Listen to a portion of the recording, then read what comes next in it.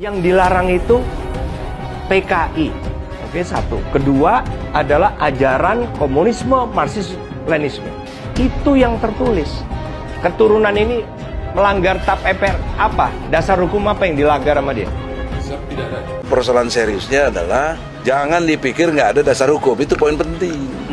Ada dasar hukumnya. Keliru nanti kalau ini tetap dilaksanakan. Saya sebagai presiden TPUA atau ketua umum TPUA, saya pasti gugat nanti. Nggak mungkin nggak gugat. Tindakan Pak Andika Perkasa yang memperbolehkan anak PKI masuk menjadi aparatur negara itu keren banget, dan itu gua angkat topi ya untuk kebijakan itu. Karena apa? Nggak ada nyambungnya. Yang PKI siapa? Yang menerima dampak siapa? Misalnya kayak kakek gua itu Belanda, terus gua anak penjajah, gua nggak boleh ngapa-ngapain gitu. Terus gimana?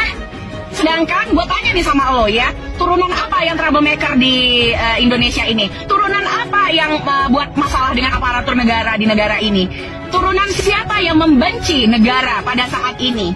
Apakah anak PKI? Hah? Terus yang memperkosa santri di sana apakah anak PKI? Ngebom bunuh diri, yang nabrakin motor ke kantor polisi apakah anak PKI? Cobalah jawab, wahai kadrun. Yang menghina-hina presiden apakah PKI? Yang buat rusuh perpecahan antar agama apakah PKI? Yang nggak boleh ucapin selamat Natal apakah PKI? Yang menghina sesajen apakah PKI? Gue tanya, keluar lo kadron, jawab. Apakah pakai jalur undang-undang militer nanti kita? Ya, ini termasuk kudeta konstitusional ini, termasuk betul-betul makar secara konstitusi. Apa itu kebijakan Panglima, dan menurut saya memang normatifnya tidak ada kata keturunan. Tinggal nanti pada saat seleksi ideologi itu bisa dikenakan kepada setiap calon kan gitu. Bukan karena keturunannya, tapi karena ideologinya dan penerimaannya terhadap dasar ideologi negara.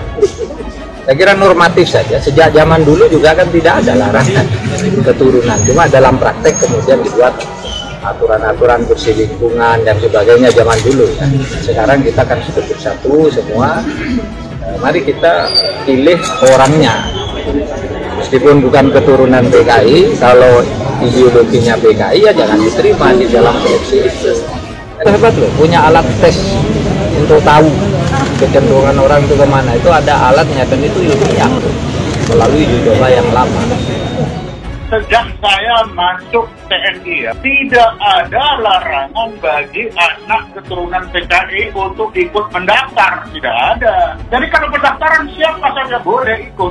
Yang tidak lulus itu bukan hanya anak PKI, siapa saja yang tidak memenuhi persyaratan kelulusan itu pasti tidak lulus. Apakah dia keturunan PKI atau tidak menjadi dasar kelulusan, tapi kemudian Betul. ada tes-tes fisik maupun psikis yang kemudian menentukan kelulusan. Yes.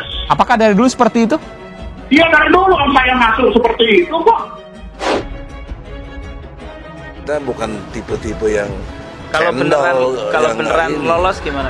Ya kita lawan, tadi kan saya gugat bisa, ada peristiwa hukum, bisa kita gugat, kita bisa apakah model class action, apakah model PT-UN, apakah model nanti ke konsultasi ke hukum militernya, ada banyak cara. Hukum itu the best, ya, penyelesaian yang terbaik. Kemudian latar belakang orang tua atau keturunan dan juga latar belakang sosial lainnya memiliki hak yang sama untuk bebas dari stigma, bebas dari diskriminasi, dan juga memiliki hak yang sama juga untuk berpartisipasi dalam pemerintahan. Kita balik, kalau saya seandainya turunan dari seseorang yang dari generasi di atas saya itu melakukan pelanggaran, terus saya dikenakan dosa-dosa mereka, bagaimana sebetulnya perasaan saya? Di mana ini berhenti? Gitu. Toh bukan mereka yang melakukan itu, tapi kalau mereka memang setelah mereka melakukan pelanggaran seperti tadi dicantumkan di dalam TAP MPRS dan Undang-Undang tentang Keamanan Negara, maka hendaknya juga dikenakan tindakan hukum. Gitu. Ketua Umum TPUA Egy Sujana mengancam akan menggugat Panglima TNI Jenderal Andika Perkasa apabila memperbolehkan keturunan PKI jadi prajurit. Menurut Egy Sujana, jika Panglima TNI tetap memperbolehkan keturunan PKI menjadi prajurit, maka hal itu merupakan perbuatan kudeta konstitusi. Hal itu disampaikan Egy Sujana dalam sebuah video wawancaranya yang ditayangkan kanal YouTube Mimbartuk seperti dilihat pada Minggu 3 April 2022.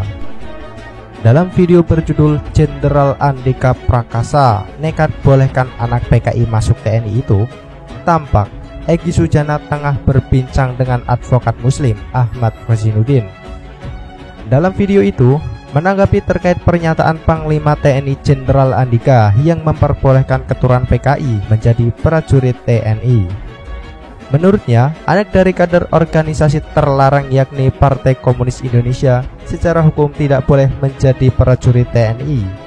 Oleh karena itu, kata Egy, apabila Jenderal Andika masih tetap memperbolehkan keturunan PKI, maka dirinya akan menggugat Panglima TNI itu.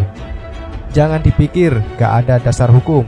Apa dasar hukumnya? Keliru nanti. Kalau ini tetap dilaksanakan, saya sebagai ketua umum TPUA, saya pasti menggugat nanti, kata Egy Sujana.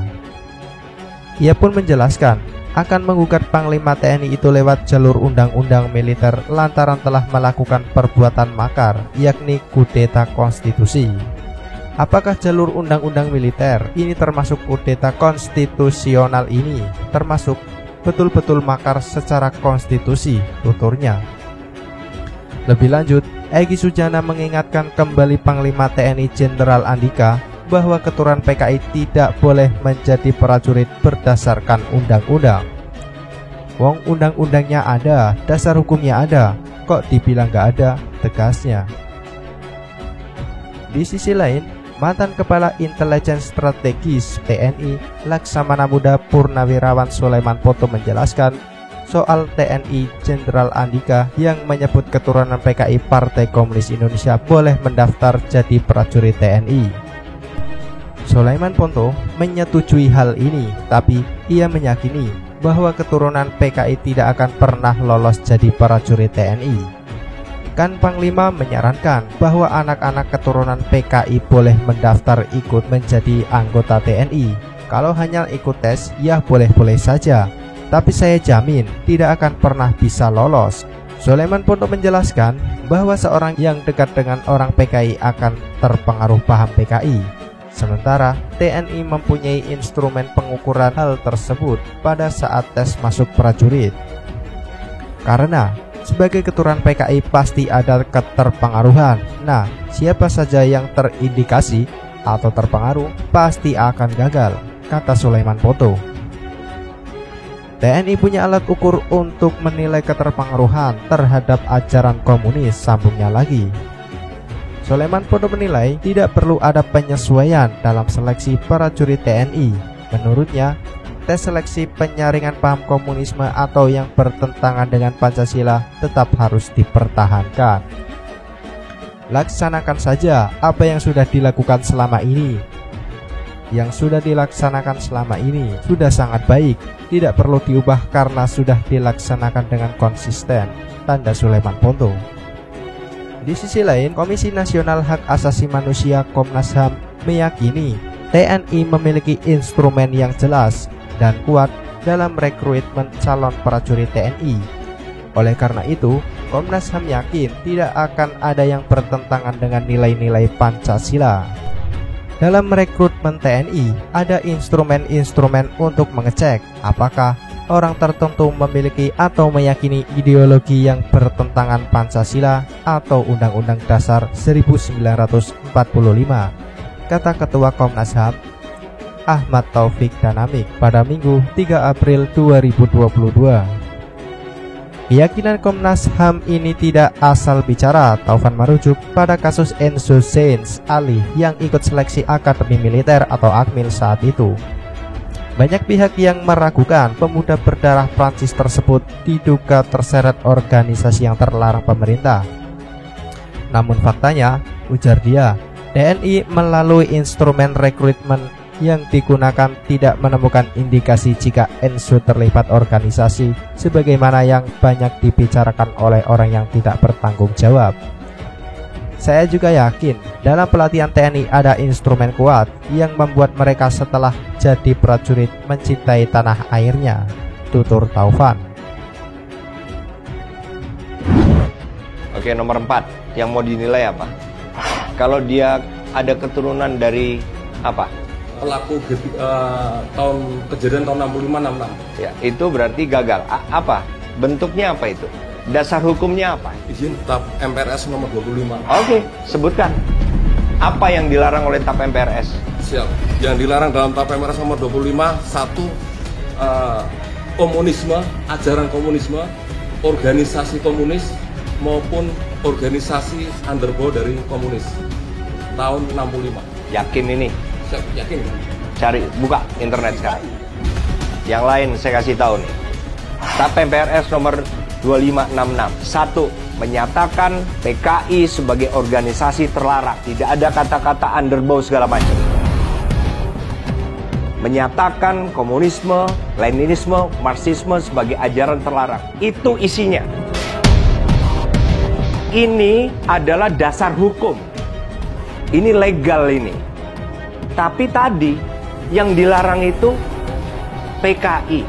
Oke, 1. Kedua adalah ajaran komunisme, Marxisme, Leninisme. Itu yang tertulis. Keturunan ini melanggar TAP MPR apa? Dasar hukum apa yang dilanggar sama dia? Tidak ada. Jadi jangan kita mengada-ada. Saya orang yang patuh peraturan perundangan. Ingat ini.